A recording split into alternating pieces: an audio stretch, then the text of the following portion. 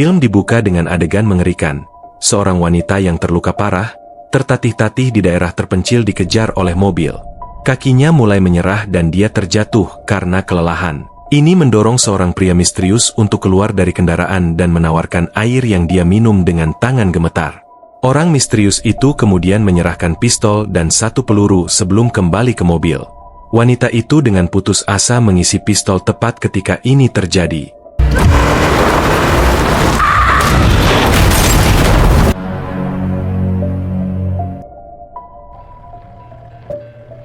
Di adegan berikutnya kita melihat seorang wanita muda bernama Bobby mengemudi sendirian di tengah gurun. Dia tiba-tiba mendapat telepon dari kakak perempuannya, Anna, yang memohon padanya untuk tidak kembali ke pacar toksiknya. Anna menawarkan untuk menelepon ayah mereka untuk meminta bantuan, tetapi Bobby menolak karena dia membencinya. Kita kemudian mengetahui bahwa Bobby adalah pencuri kecil-kecilan yang baru-baru ini ditangkap, tetapi ayahnya berusaha keras untuk keluarkan dia dari penjara. Di sini Anna bertanya, jika dia sangat membenci ayah mereka mengapa dia harus mencari pacar yang persis seperti dia, membuat Bobby terdiam. Tak lama kemudian Bobby masuk ke pom bensin dan menutup telepon pada saudara perempuannya. Saat dia mengisi ulang tangkinya, seorang sheriff lokal bernama Bill Stein mendekat dan menyebutkan mendengar panggilan teleponnya yang tegang. Bobby mengatakan itu hanya saudara perempuannya yang sombong dan Bill Stein mengklaim dia mengerti karena dia memiliki saudara laki-laki yang sama. Dia kemudian menawarkan untuk membelikannya soda dalam upaya untuk bersikap ramah. Namun Bobby dengan sopan menolak dan sheriff tetap membeli satu dan menawarkannya padanya. Melihat ini dia menjadi tidak nyaman dan menolak lagi, yang akhirnya mendorong polisi menyeramkan itu untuk pergi. Okay then, you have yourself a nice day.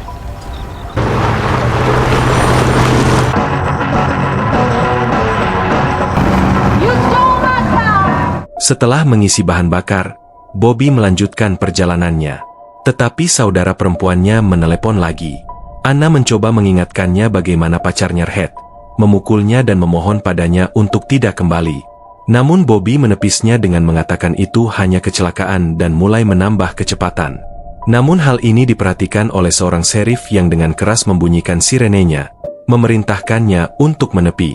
Bobby meraih lipstiknya dan buru-buru memakainya, berharap untuk berbicara dengan halus agar dia keluar dari masalah.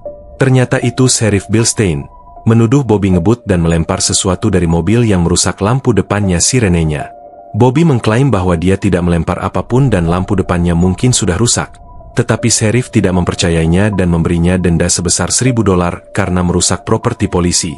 Kekecewaan Bobby memuncak, tetapi tidak ada yang bisa dia lakukan selain menerimanya. Dia kemudian memohon kepada sheriff dengan mengatakan dia tidak mampu membayar denda yang begitu besar, dan akhirnya dia setuju untuk membiarkannya pergi tetapi hanya jika dia memberinya $300 untuk memperbaiki lampu depannya. Namun, dia tidak punya banyak uang tunai jadi dia memerintahkannya untuk kembali ke pom bensin sebelumnya untuk menggunakan ATM. Selama waktu ini, teleponnya terus berdering dengan panggilan dari Red. Jadi Bill Stein mengambilnya darinya untuk memastikan dia tidak segera melarikan diri. Give me your phone.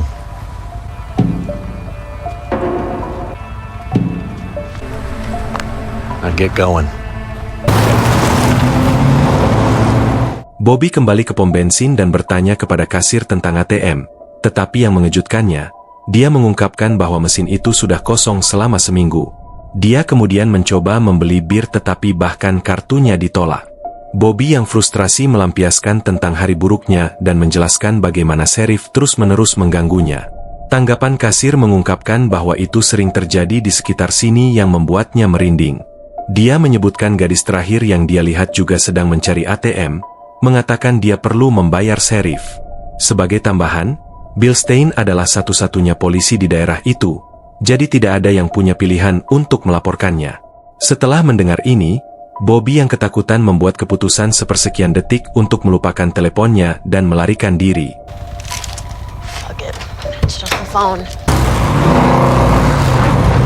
Di tempat lain, Bill Stein sedang duduk di mobilnya ketika dia menerima telepon dari Red di telepon Bobby. Sheriff menjawab mengatakan siapa ini sebelum tiba-tiba menutup telepon, meninggalkan Red yang kebingungan. Bill Stein kemudian melangkah keluar dan menggunakan teropong senapannya untuk memindai area, dan kemudian dia melihat mobil Bobby di kejauhan dan tanpa ragu-ragu menembakkan lampu belakangnya. Bobby tidak memperhatikan ini dan terus mengemudi, tidak menyadari bahaya yang mengejarnya. Namun sayangnya, Sheriff yang menyeramkan itu mengejar dan memaksa Bobby untuk menepi. Dia menuduhnya mencoba melarikan diri dan menunjukkan lampu belakang yang rusak yang berarti pelanggaran lain dan lebih banyak denda. Bilstein kemudian membuat Bobby berdiri di dekat mobil dan mulai menggeledah tubuhnya untuk memeriksa apakah dia menyelundupkan sesuatu yang ilegal. Pada saat ini Bobby merasa terhina dan terjebak, tetapi tahu bahwa jika melawan, akan dapat memperburuk keadaan. Sheriff kemudian memberitahunya bahwa ada restoran di dekat sana tempat dia dapat menarik uang dan membayarnya. Dia menyita SIM-nya dan mengancam akan memasukkannya ke dalam daftar orang yang dicari jika dia tidak menuruti perintahnya. Tidak ada pilihan lain. Bobby masuk ke mobilnya dan pergi dari sana, tetapi yang mengejutkannya dia melihat Sheriff mengarahkan senjatanya langsung ke arahnya.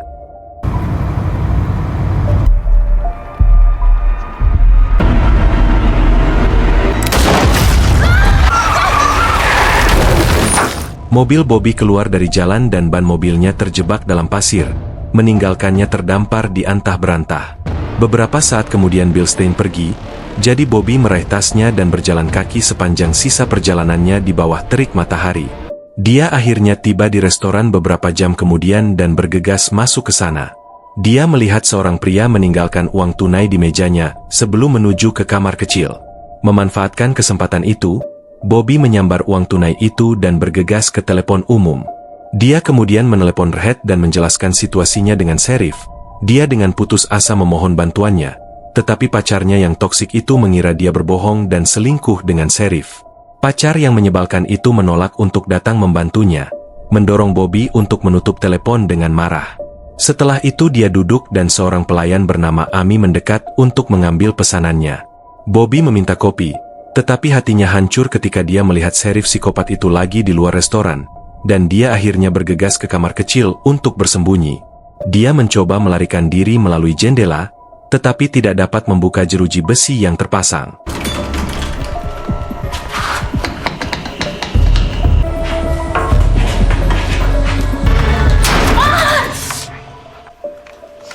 Karena tidak punya pilihan lain, dia menarik napas dalam-dalam dan keluar dari kamar kecil di mana dia terkejut melihat mobilnya diderek keluar restoran.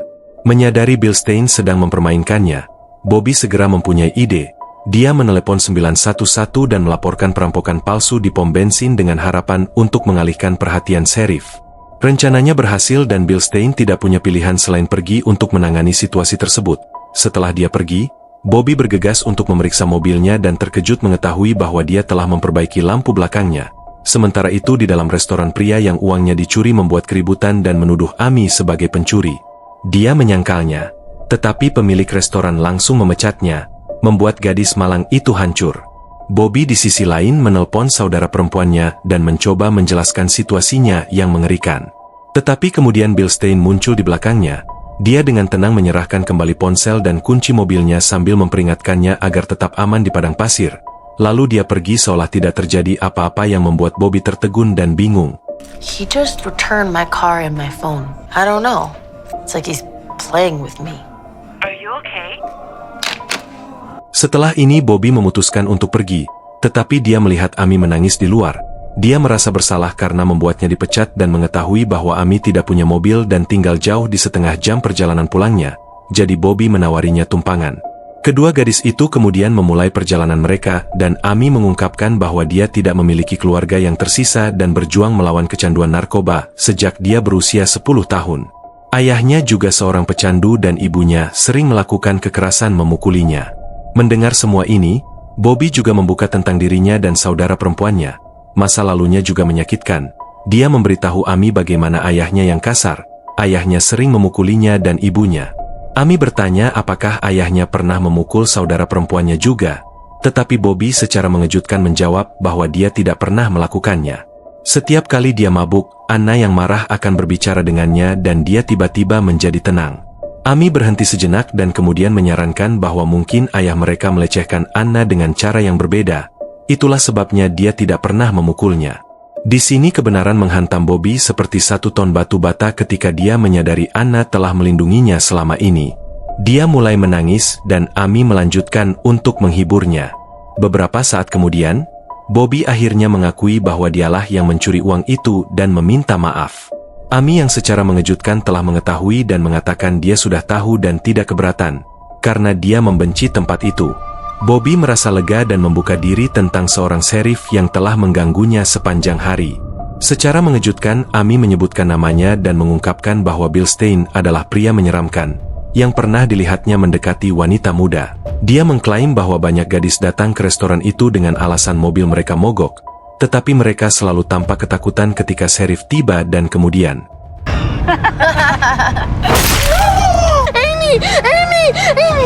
Bobby menyaksikan dengan ngeri melihat Amy yang tak bernyawa tertembak di kepala. Seolah-olah itu belum cukup, dia melihat mobil Bill Stein mendekat di kejauhan dan panik. Bobby menyalakan mobilnya dan melaju kencang sambil menangis dan meminta maaf kepada Amy karena menyebabkan kematiannya. Di belakangnya, sheriff menabrak mobilnya beberapa kali dan berbicara melalui pengeras suara. Dia menggoda bahwa menurutnya Bobby menikmati permainan ini.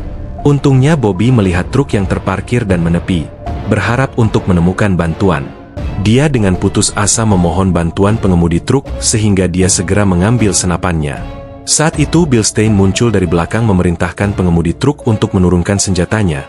Dia mengklaim bahwa Bobby dicari karena pembunuhan dan korbannya ada di mobilnya. Bobby bersikeras sheriff adalah pembunuh sebenarnya, tetapi dia dengan tenang menjawab bahwa dia menderita delusi dan merampok sebuah pompa bensin pada hari itu. Bobby yang marah berteriak bahwa dia berbohong dan kemudian He's lying!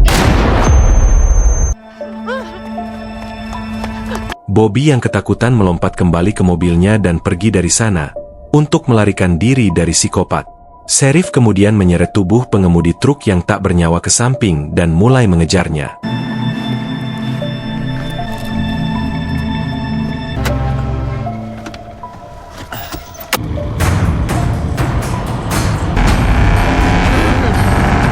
Saat malam tiba, saraf Bobby menjadi tegang ketika dia tiba-tiba melihat lampu depan di belakangnya. Kepanikan membanjiri dadanya karena dia takut itu sheriff lagi. Dia lalu mengencangkan cengkeramannya pada setir, tetapi mobil itu melaju melewatinya yang membawanya kelegaan. Tak lama kemudian, Bobby melihat tanda garasi dan menepi dengan putus asa untuk berlindung. Begitu masuk, dia mengeluarkan teleponnya berharap untuk meminta bantuan. Tetapi kurangnya sinyal hanya memperdalam ketakutannya sehingga dia memutuskan untuk menunggu malam di sana. Tidak lama kemudian, Bobby mendengar mobil mendekat, jadi dia bersembunyi dan bersiap untuk menyerang. Ketika sesosok muncul, dia langsung menyerang, tetapi ternyata hanya seorang mekanik biasa bernama Ed. Jadi Bobby minta maaf dan dengan panik menjelaskan kejadian kepadanya. Ed lalu meyakinkannya bahwa dia akan menelepon bosnya yang akan tahu apa yang harus dilakukan. Dia kemudian membawanya ke kantor di mana mereka mulai minum coklat panas.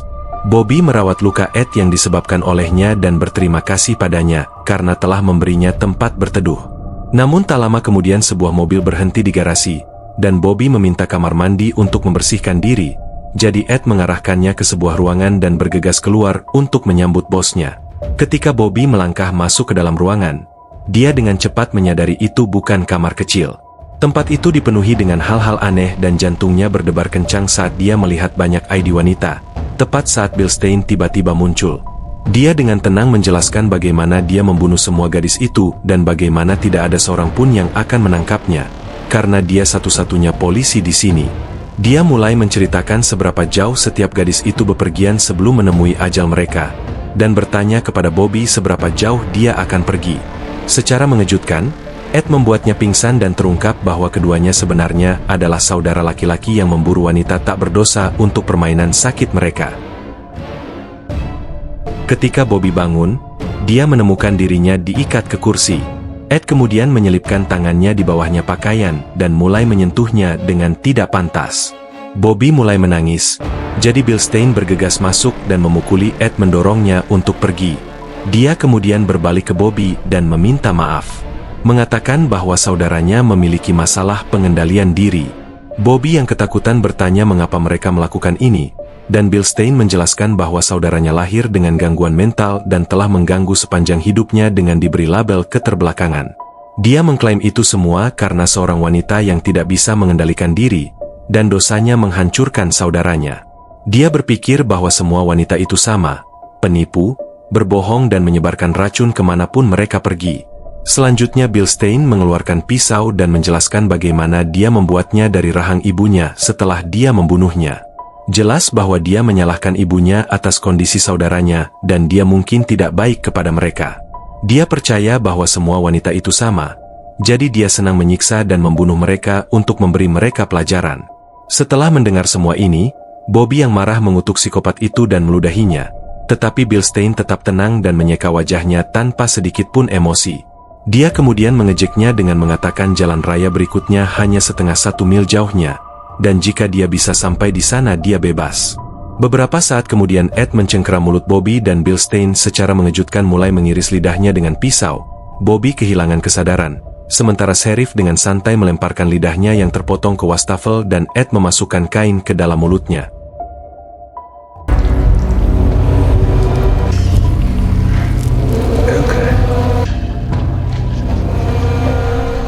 Beberapa saat kemudian, Bobby bangun dan menyadari tangannya tidak lagi terikat. Namun dia ngeri menemukan lidahnya hilang yang dia temukan di wastafel. Wanita malang itu mencari saudara psikopat itu dan melihat mereka sedang menonton kartun di ruangan lain. Memanfaatkan momen tersebut, dia melarikan diri sambil tahu bahwa ini adalah satu-satunya kesempatannya untuk bertahan hidup dari permainan licik mereka. Dua bersaudara itu memperhatikan ini dan Bilstein mengatakan dia akan memberinya waktu 5 menit sebelum mengejarnya lagi. Kemudian Bobby tersandung dalam kegelapan. Tubuhnya gemetar karena ketakutan dan kelelahan. Tiba-tiba lampu depan mobil muncul di belakangnya dan dia menyadari Bilstein telah menyusul. Dia mencoba lari tetapi kakinya menyerah dan dia jatuh ke tanah. Selama ini Bilstein memeriksa kilometer mobilnya dan mencatat bahwa dia telah menempuh jarak 800 yard yang dia tulis di ID milik Bobby. Dia mendekatinya dan memberinya sebotol air seperti yang selalu dia lakukannya yang langsung dibuang Bobby. Psikopat itu lalu menyerahkan pistol dan peluru mengatakan padanya itu adalah kesempatan terakhirnya untuk kebebasan. Setelah ini, Sheriff kembali ke mobilnya, sementara Bobby mengisi pistolnya, tetapi ia mengarahkan ke kepalanya sendiri. Dia tiba-tiba menarik pelatuk dan menembak dirinya sendiri. Melihat ini, Bilstein kesal dan bergumam bahwa seharusnya tidak berjalan seperti ini. Namun saat dia mendekatinya,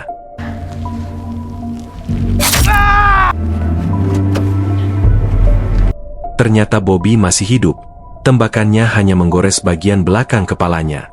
Selanjutnya Bobby bergegas ke mobil Bilstein dan mencoba untuk pergi, tetapi Bilstein yang terluka mengejarnya. Bobby memutuskan untuk melarikan diri dengan berjalan kaki tapi Bilstein menangkapnya dan menjepitnya ke tanah dan mencekiknya. Putus asa, dia meraih batu di dekatnya dan menghancurkannya ke kepala psikopat itu dengan seluruh kekuatannya. Sheriff jatuh dan Bobby memanfaatkan momen untuk berlari kembali ke mobil. Tetapi saat dia pergi dia melihat di kaca spion bahwa pria itu perlahan-lahan bangkit. Marah karena lidahnya hilang, dia berbalik arah menginjak pedal gas dan melaju lurus ke arahnya. Bilstein mencoba menembaknya dengan pistol 1 peluru tetapi meleset dan jadi dia menabraknya menghancurkannya sampai mati.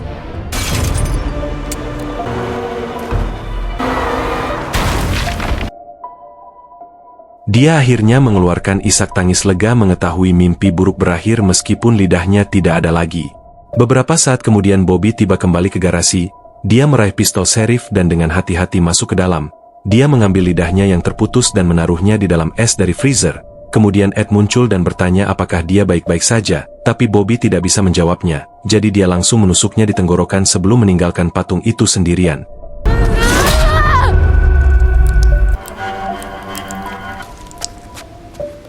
Di adegan terakhir Bobby pergi dari sana dan segera menerima telepon dari Red.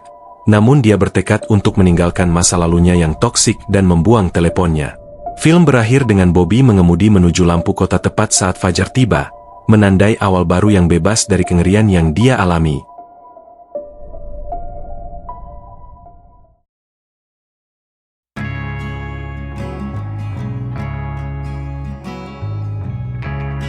Pilih tanda like bila suka video ini, dukung channel ini dengan subscribe agar gak ketinggalan rekap alur film terbaru di channel ini.